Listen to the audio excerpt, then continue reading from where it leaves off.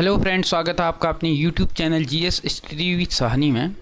आज का हमारा जो टॉपिक रहेगा वह रहेगा बजट पर आधारित, जो हमारे संविधान में अनुच्छेद 112 में जिसका वर्णन किया गया है।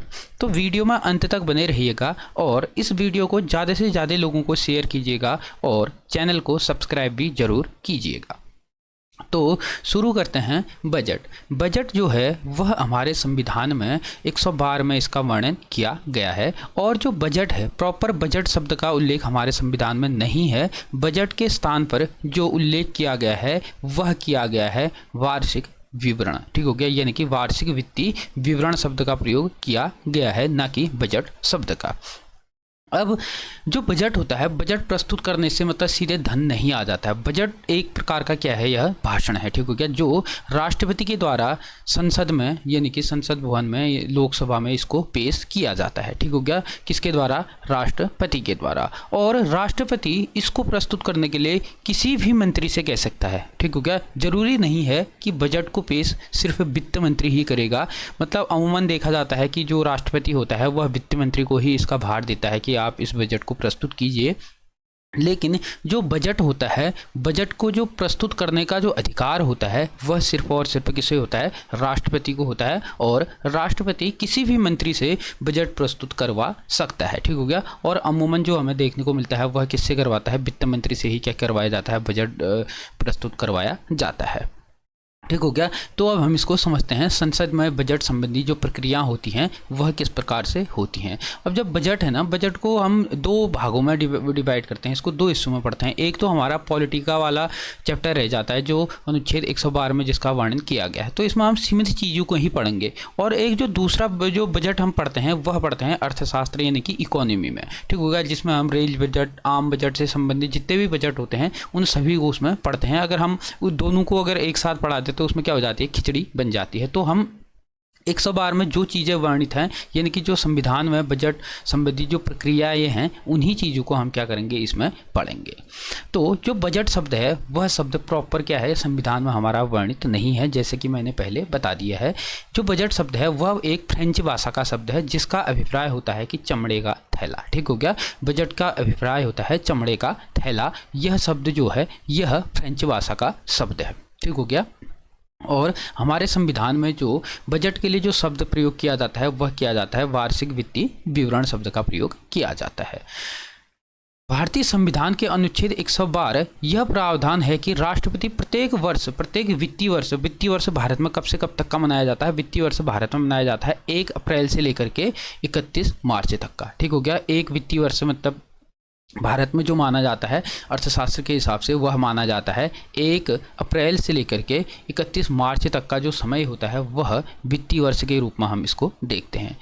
और भारत सरकार की अनुमानित प्राप्तियों और व्ययों का विवरण संसद के दोनों सदनों में प्रस्तुत किया जाता है। ठीक हो गया, मतलब बजट का अभिप्राय ही होता है कि साल भर में, यानी कि जो आने वाला साल है, जैसे इस साल का जो बजट है, ठीक हो गया, इस साल का जो बजट पेश किया गया है 1 फरवरी को पेश किया गया था। ठीक हो गया, इसमें क्या रखा गया था कि जो इस साल यानी कि 2023-24 में जो सरकार के पास क्या होगा? आय आएगी, यानी कि जो टैक्स आएंगे, अनुमानित आय होती है, मतलब फिक्स नहीं होता है कि अनुमानित, एक अनुमान लगाया जाता है। उस अनुमानित आय के आधार पर बताया जाता है कि इतनी अनुमानित आय रहेगी और इतना हमको अनुमानित व्यय करना होगा, तो उस हिसाब से इसे प्रस्तुत किया जाता है। तो भारत सरकार में क्या किया जाता है बजट के दौरान? इनकी बजट में क्या किया जाता है? अनुमानित आय और अनुमानित व्यय जो होता है उसी को क्या किया जाता है? प्रस्तुत किया जाता है। उसी को हम क्या कह देते हैं? बजट कह देते हैं।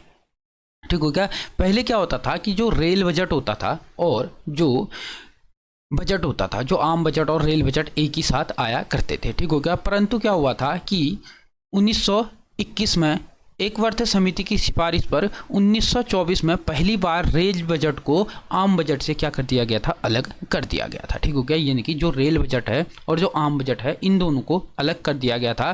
किसके द्वारा? एक वर्ष समिति के द्वारा 1924 में।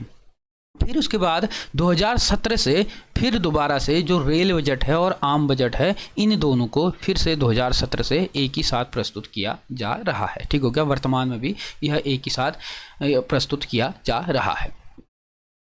अब उसके बाद हम एक नोट में पढ़ते हैं कि शंकर आचार्य समिति यह क्या है, ठीक हो गया। जैसे कि आप लोगों को मैंने पहले बताया कि जो भारत में वित्तीय वर्ष जो होता है वह होता है 1 अप्रैल से लेकर के 31 मार्च तक का होता है। तो बहुत से देशों में आप लोगों ने देखा होगा कि जो वित्तीय वर्ष होता है वह साधारण रूप से 1 जनवरी से लेकर 31 दिसंबर का होता है, लेकिन भारत में क्या होता है कि 1 अप्रैल से लेकर के 31 मार्च तक का होता है। तो जो शंकराचार्य समिति है इसके द्वारा यह डिसीजन लेने के लिए कहा गया कि आप जो बजट है, जो हमारा वित्तीय वर्ष है, उसको भी 1 जनवरी से लेकर के 31 जनवरी तक के लिए किया जाए, 1 जनवरी से लेकर के 31 दिसंबर तक के लिए किया जाए, ठीक हो गया। तो उसके लिए क्या हुआ देखते हैं कि 6 जुलाई 2016 को पूर्व आर्थिक सलाहकार जो थे शंकर आचार्य, ठीक हो गया, पूर्व आर्थिक सलाहकार थे शंकर आचार्य की अध्यक्षता में एक समिति गठित की गई। इसी समिति को कहा जाता है शंकर आचार्य समिति, जिसका कार्य मौजूदा जो वित्तीय वर्ष अप्रैल से मार्च की जगह पर नए वित्तीय वर्ष व्यवहारिक की जांच करना था। यानी कि नया वित्तीय वर्ष बनाने के लिए कहा गया इनसे कि 1 जनवरी से लेकर 31 दिसंबर तक के लिए करने की बात इसमें कहा गई। समिति ने दिसंबर में रिपोर्ट सौंपी, ठीक हो गया। यानी कि जुलाई में यह समिति गठित हुई 2016 में, और दिसंबर 2016 में इसने क्या किया, अपनी जो रिपोर्ट थी वह सौंपी और वित्तीय वर्ष जनवरी से दिसंबर करने की क्या की, सिफारिश की। और समिति ने केंद्र व राज्य समितियों की प्राप्तियों और व्ययों के सटीक आकलन की दृष्टि से वित्तीय वर्ष की उपयुक्त विभिन्न कृषि फलकों, अंतराल, कार्यकारी सत्र और कारोबार पर इसका प्रभाव के बारे में विचार विमर्श किया गया, ठीक हो गया। पूरे विचार विमर्श करने के बाद क्या किया गया कि जो नया वित्तीय वर्ष है 1 जनवरी से लेकर के 31 दिसंबर करने की सिफारिश इसके द्वारा की गई। और समिति ने फसल, सरकारी कामकाज, टैक्स व्यवस्था और डाटा संग्रहण करने के लिए बदलाव की सिफारिश की, ठीक हो गया। यानी कि इन सब पर भी जो समिति थी, कौन, शंकर आचार्य समिति, इसके द्वारा टैक्स हो गया, कामकाज हो गया, सरकारी डाटा संग्रहण हो गया, इस चीज़ में भी बदलाव करने की सिफारिश की।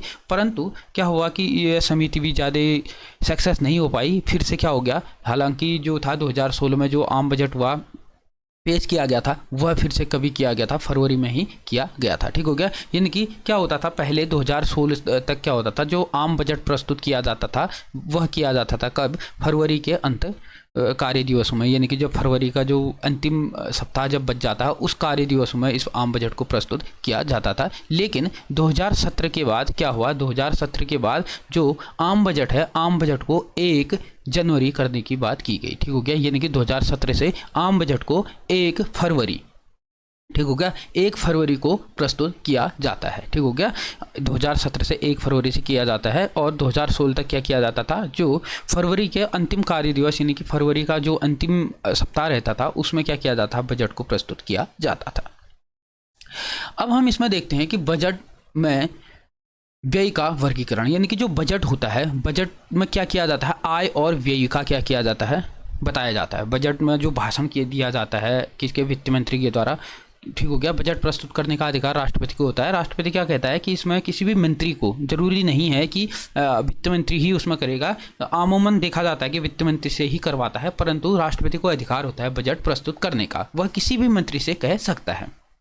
तो वह मंत्री क्या करता है, जो आय और व्यय होता है उसका क्या करता है, उसको भाषण में बताता है कि साल भर की जो अनुमानित आय रहेगी, साल भर की जो अनुमानित व्यय रहेगा, उसके बारे में वह बताता है। तो बजट में जो व्यय होता है वह 2 प्रकार से वर्गीकृत हम इसको करते हैं, 2 प्रकार से देखते हैं। एक तो होता है भारत की संचित निधि पर भारित व्यय, और एक रहता है भारत की संचित निधि से किए जाने वाले व्यय, ठीक हो गया। एक तो रहता है भारित व्यय और दूसरा रहता है कि संचित निधि से किया जाने वाला व्यय। जो भारित व्यय होता है इसके संबंध में सदन में केवल चर्चा की जा सकती है, ठीक हो गया। यानी कि जो भारित व्यय होता है, भारित व्यय पर सिर्फ सदन में चर्चा की जा सकती है, लेकिन इसमें मतदान नहीं किया जा सकता है, ठीक हो गया। जैसे कोई भी व्यय है या कोई किसी भी खर्च के लिए अगर सरकार के पास से पैसा निकलवाना है, संचित निधि से या किसी भी तरीके से पैसा निकलवाना है, तो उसमें क्या किया जाता है कि मतदान करवाया जाता है। परंतु जो भारित व्यय जो होता है उस पर सिर्फ और सिर्फ क्या किया जाता है, उस पर सिर्फ और सिर्फ चर्चा की जा सकती है और उसमें किसी भी प्रकार का मतदान नहीं किया जा सकता है। और संवैधानिक पदों पर आसीन व्यक्ति, यानी कि जो भी संवैधानिक पद जैसे राष्ट्रपति हो गए, उपराष्ट्रपति हो गए, सर्वोच्च न्यायालय के न्यायाधीश हो गए, कैग हो गए, चुनाव आयुक्त हो गए, जो बड़े बड़े संवैधानिक जो पद हैं, इन पर जो भी व्यक्ति बैठे हुए हैं, इनका वेतन भत्ता जो भी होता है वह सारा का सारा किस पर निर्भर होता रहता है, वह भारित व्यय यानी कि संचित निधि पर, भारित व्यय पर क्या रहता है, वह आसीन रहता है। ठीक हो गया। और अगर हम इसमें देखें कि जो संचित निधि होती है, संचित निधि पर जो भारित व्यय होता है, भारित व्यय पर क्या क्या होता है, राष्ट्रपति की उपलब्धियों यानी कि वेतन और भत्ते, उपराष्ट्रपति के वेतन और भत्ते, लोकसभा अध्यक्ष के वेतन भत्ते और उपाध्यक्ष के वेतन और भत्ते, और उच्च न्यायालय के न्यायाधीशों के वेतन और भत्ते। उच्च न्यायालय यानी कि CJI, chief justice of India, ठीक हो गया, यानी कि सुप्रीम कोर्ट का जो चीफ जस्टिस है, ठीक हो गया, उसका मुख्य जो न्यायाधीश हैं, जितने भी न्यायाधीश हैं, उन न्यायाधीशों का वेतन और भत्ते क्या दिए जाते हैं, यानी कि मुख्य न्यायाधीश और अन्य न्यायाधीश सभी का वेतन और भत्ता किसमें से, संचित निधि पर भारित व्यय से ही लिया जाता है। और नियंत्रण एवं महालेखा परीक्षक, ठीक हो गया, इसके जो वेतन और भत्ते रहते हैं। संघ लोक सेवा आयोग के अध्यक्षों के वेतन और भत्ते रहते हैं। सर्वोच्च न्यायालय, कैग हो गया, UPSC हो गया, इनके कार्यालयों आदि के संदर्भ में जितने भी खर्चे होते हैं, और भारत सरकार के दायित्व में से संबंधित जितने भी ऋण होते हैं, भार होते हैं, वह सारे से सारे संचित निधि पर भारित व्यय होते हैं। और उच्च न्यायालय की यानी कि जो हाईकोर्ट जो रहती हैं, जो राज्यों के हाईकोर्ट रहते हैं, उनके जो न्यायाधीश होते हैं, उनका सिर्फ और सिर्फ क्या, पेंशन, ठीक हो गया, किस पर निर्भर करता है, संचित निधि पर भारित व्यय होता है। ठीक हो गया। वेतन इसका किस पर भारित नहीं होता है, किसका, हाईकोर्ट जो होते हैं, इनके जो न्यायाधीश होते हैं, इनका वेतन संचित निधि पर भारित व्यय नहीं होता है, राज्य सरकार इसको वहन करती है, परंतु जो उनका पेंशन जो आती है, वह पेंशन संचित निधि पर भारित व्यय होता है। ठीक हो गया। परंतु इसी के उल्टा क्या होता है, जो सर्वोच्च न्यायालय होते हैं, इसके जो न्यायाधीश होते हैं, इनके वेतन और भत्ते और पेंशन सारा का सारा किससे जाता है, संचित निधि के भारित व्यय से ही जाता है। ठीक हो गया।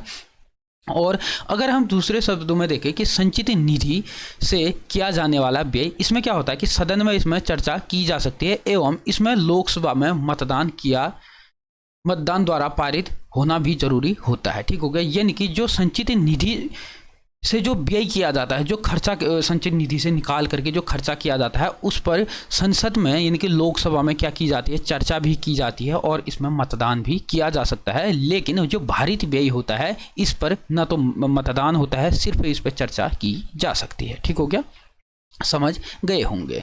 अब नोट में हम देख लेते हैं कि भारित व्यय ये ऐसे व्यय होते हैं जो संवैधानिक पदों पर आसीन व्यक्तियों के वेतन एवं भत्ते से संबंधित होते हैं। अर्थात जितने भी भारत की जितने भी जो संवैधानिक पद पर जितने भी बैठे हुए व्यक्ति हैं, इनके ही क्या देखे जाते हैं, इसमें वेतन और भत्ते हमको देखने को मिलते हैं। आप लोगों को बता दिया किन किन के होते हैं।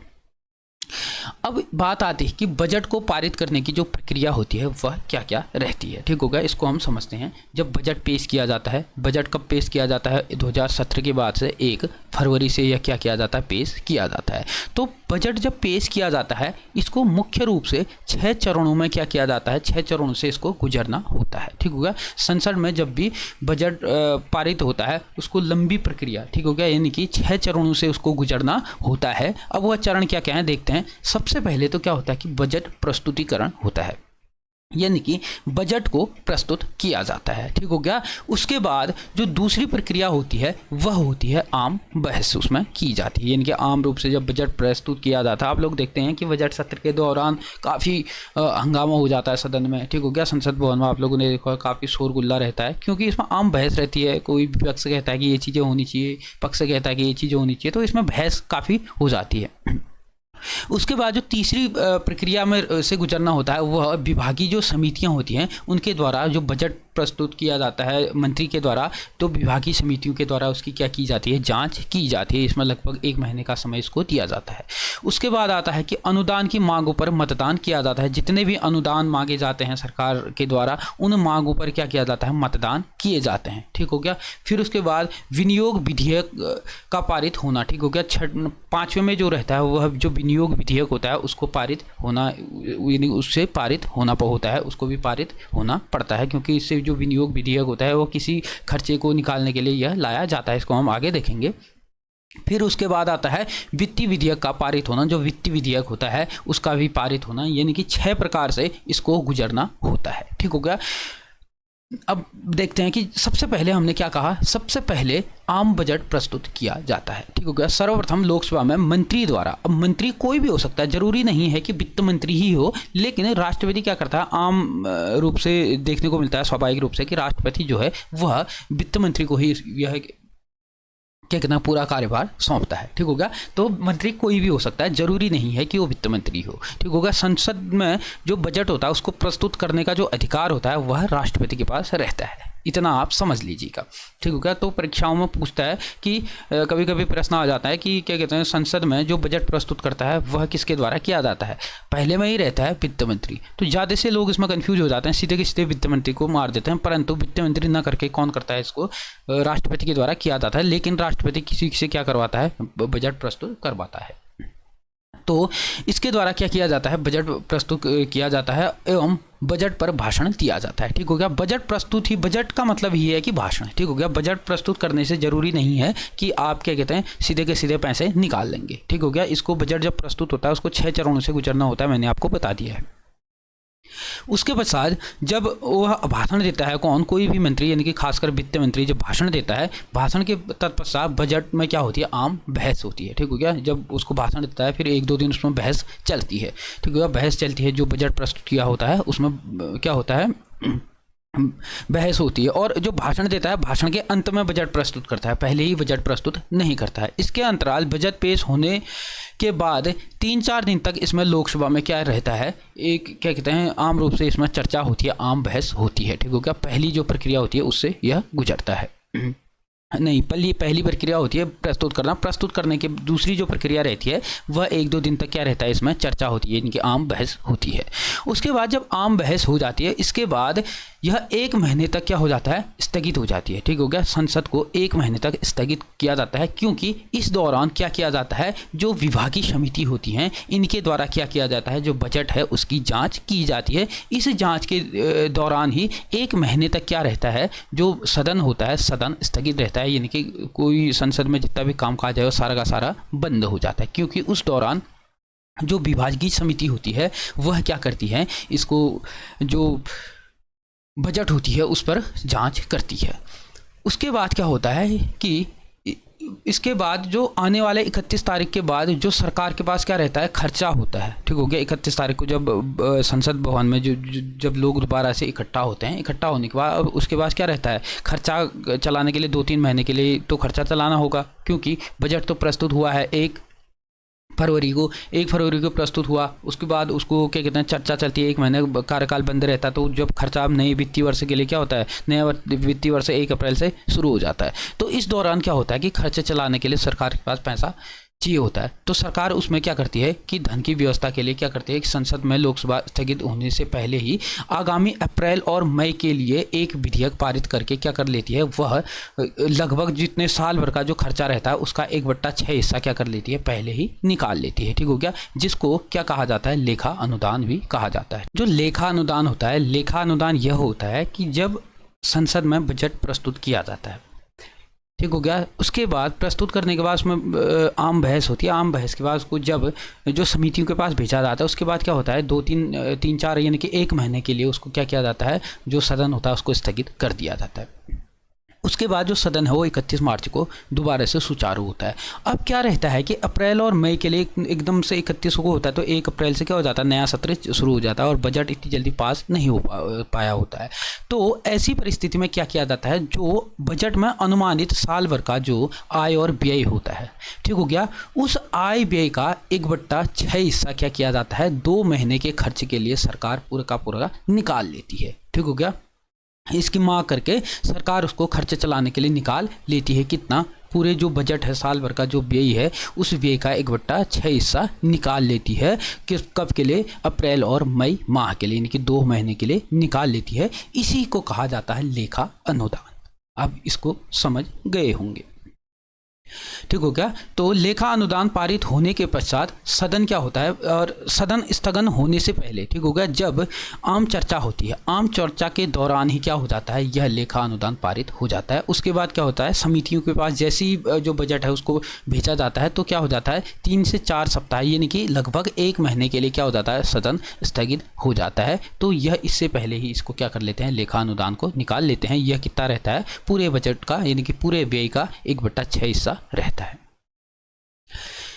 इसी समय संसद की विभागीय समितियां विभिन्न मंत्रालयों द्वारा पेश की गई अनुदान संबंधी मांगों की विस्तार से जांच करती है और रिपोर्ट तैयार करती है। जैसे बजट है, अब बजट में ऐसा तो है नहीं कि सिर्फ वित्त मंत्रालय ने क्या किया, अपना जितना भी आय व्यय है, जितना भी है, इसके द्वारा सभी मंत्रालय, जितने भी मंत्रालय हैं, सभी मंत्रालयों के द्वारा अपना आय व्यय क्या किया होता है, इस बजट में प्रस्तुत किया होता है, रखा होता है। तो सभी मंत्रालयों की क्या करती है, जो विभागीय समितियां होती है, वह क्या करती है, जाँच करती है और अपनी एक रिपोर्ट तैयार कर लेती है।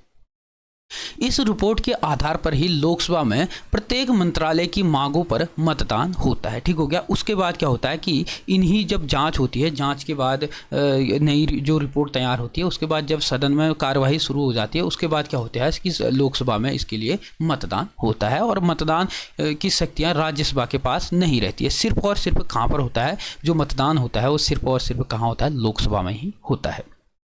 और मतदान सिर्फ भारित व्ययों से अलग मांगों पर होता है। ठीक हो गया। यानी कि जो मैंने पहले में बताया कि जो संचित निधि पर जो भारित व्यय होते हैं, इस पर सिर्फ और सिर्फ चर्चा होगी, इसको कभी घटाया भी नहीं जाता है। ठीक हो गया। इसमें हो सके तो बढ़ोतरी होती है, इसको घटाया भी नहीं जा सकता है, और इसमें मतदान भी नहीं होता है। जैसे आए वैसा का वैसा यह क्या हो जाता है, पारित हो जाता है।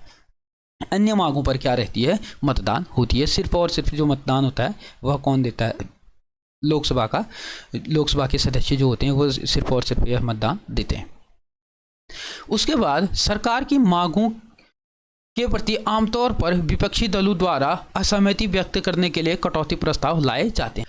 फिर उसके बाद क्या होता है कि जैसे ही तीसरे चरण यानी कि विभागीय समितियों की अपनी रिपोर्ट पेश करके मतदान के द्वारा फिर अनुदान पे मांग पर मतदान किए जाते हैं, उसके बाद क्या रहता है, जब चौथे चरण से यह गुजर रहा होता है, उस टाइम पे विपक्ष जो होता है, विपक्ष के द्वारा इन जो बजट है, इस बजट में जितने भी जो मांग हैं, इन मांगों पर क्या होता है, कटौती का प्रस्ताव लेकर के आता है। ठीक हो गया। कटौती का प्रस्ताव लेकर के आते हैं। ये कटौती हमको मुख्य रूप से 3 प्रकार से देखने को मिलते हैं। सबसे पहली कटौती जो होती है वह होती है नीतिगत कटौती, उसके बाद आर्थिक या मितव्य कटौती और सांकेतिक कटौती प्रस्ताव।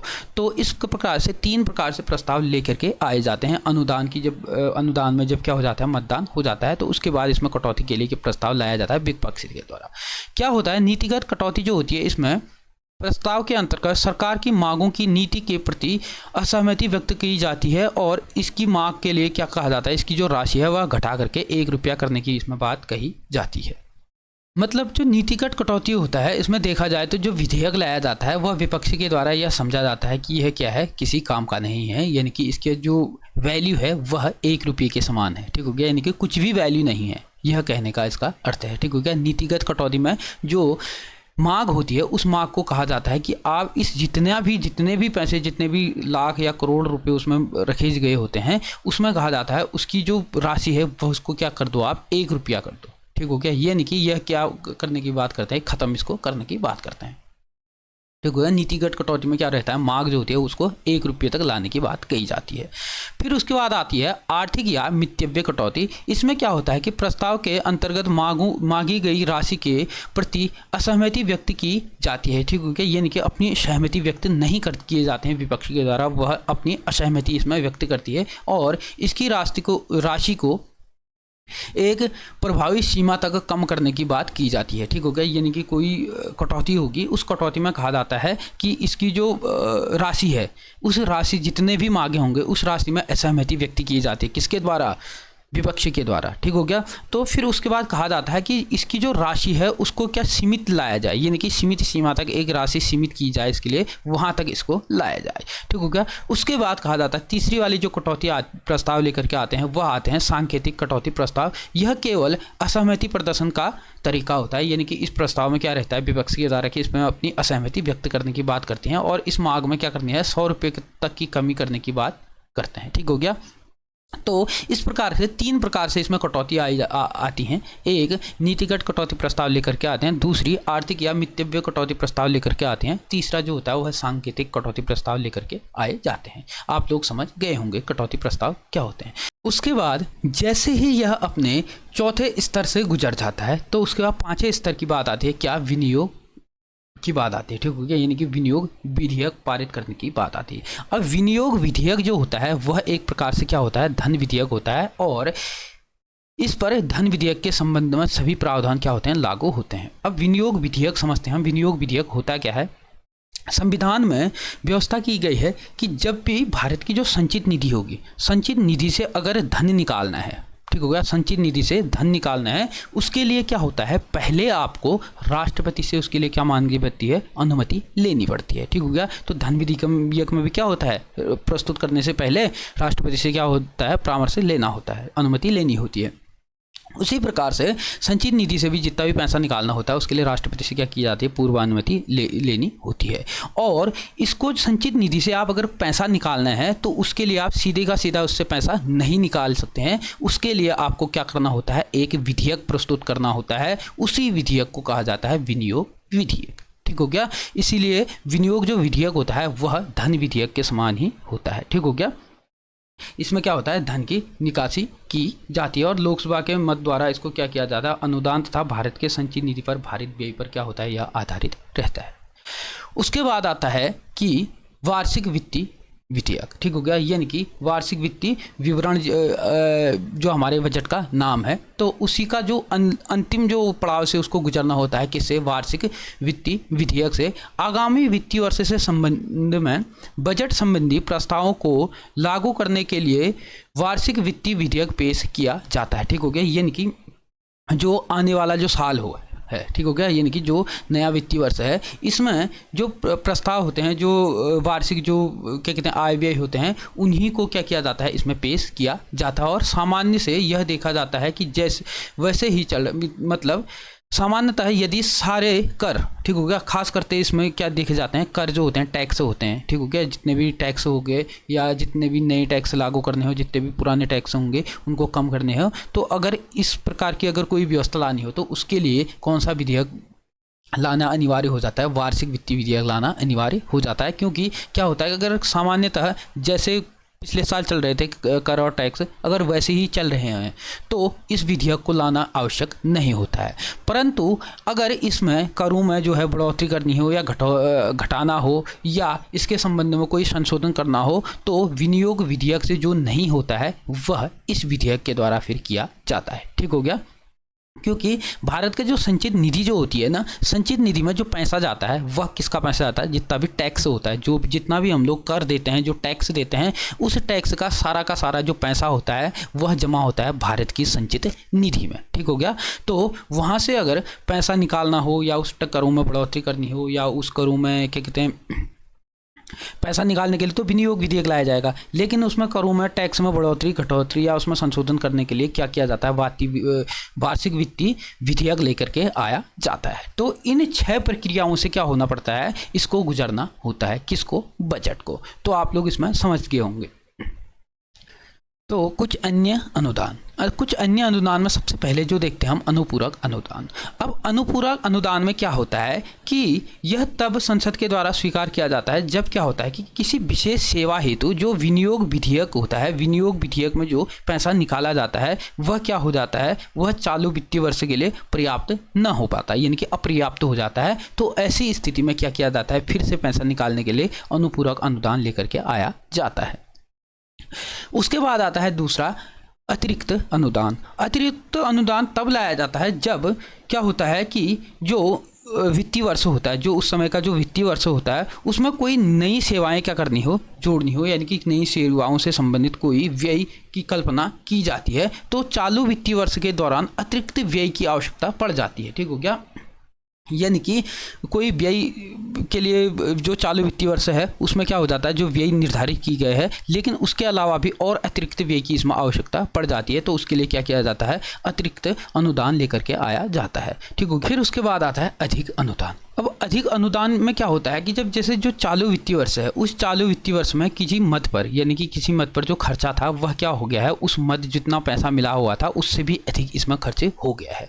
ठीक हो गया। तो अगर अधिक खर्च हो गया है तो इसके लिए क्या होगा, फिर और वित्त की आवश्यकता होगी। ठीक हो गया। जैसे सपोज दैट एक पुल बन रही थी। ठीक हो गया। एक पुल बन रही थी। अब पुल का जो लागत है वह 1 लाख रुपया है या 2 लाख रुपया है।